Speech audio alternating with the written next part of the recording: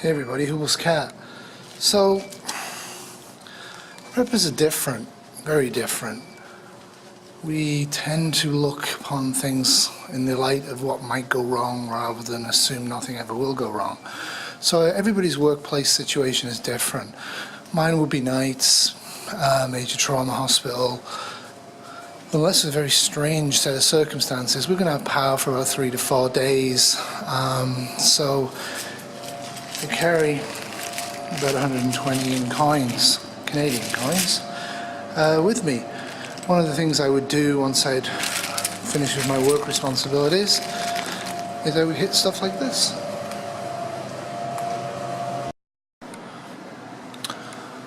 So where I work's a little different. It's the size of a small town. During the day there's about 12,000 people working here. So it has all the support services for a small town. So get out and about, get off the beaten track, have a look at what's around you and look for things that you might be able to use. So obviously having coins helps if the power's on. If the power's not on, you're going to have a major problem. Getting into this sort of thing is not going to be anywhere near as easy as you might assume it is. What I recommend is that you would know where these sort of things are and hit them early on.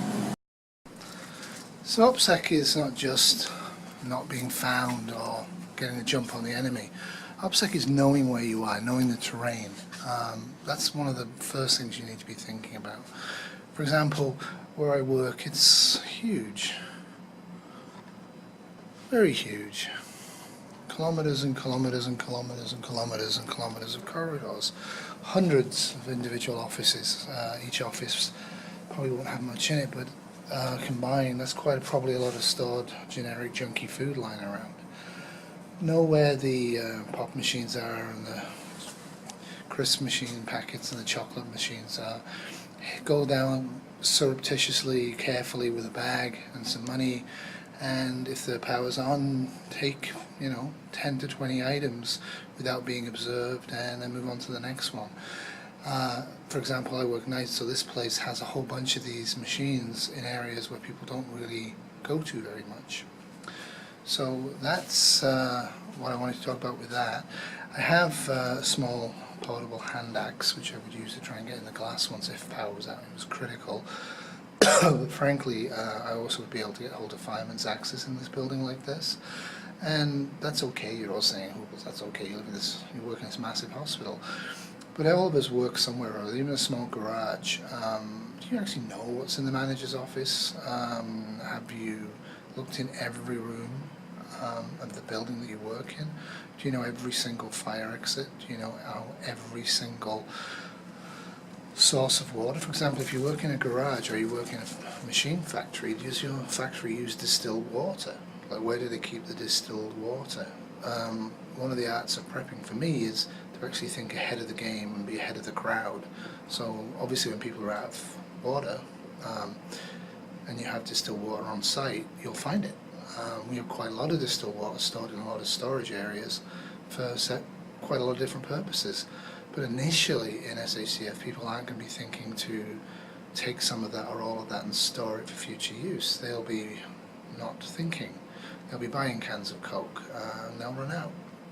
Anyway, that's it for prepping at work. That's it from me. 2 in the morning. And hope you enjoyed this. I hope it gave you a bit of food for thought. So carry some coins, use convenience machines if it's convenient and safe to do so. Use them early on, really early on. For example, I'd be running all over this place trying to sort out the emerge and the ICUs and the floors and surging patients out of emerge and surging patients all over the spot in the hospital and doing a lot of communication work. But there's no particular reason why I can't empty my EDC in my secured office and also have my bag with me with coins in it. And yeah, they also take notes, and I have lots of notes, and quietly fill the bag up en route. Think about it. Think about what it would be like. Think worst case, sudden nuclear attack. The city closest to you has been hit. That's all you know. You know there's been a mushroom cloud. There's substantial damage to the outside of the building. There is no news. There is no radio working. You and your co-workers are panic-stricken.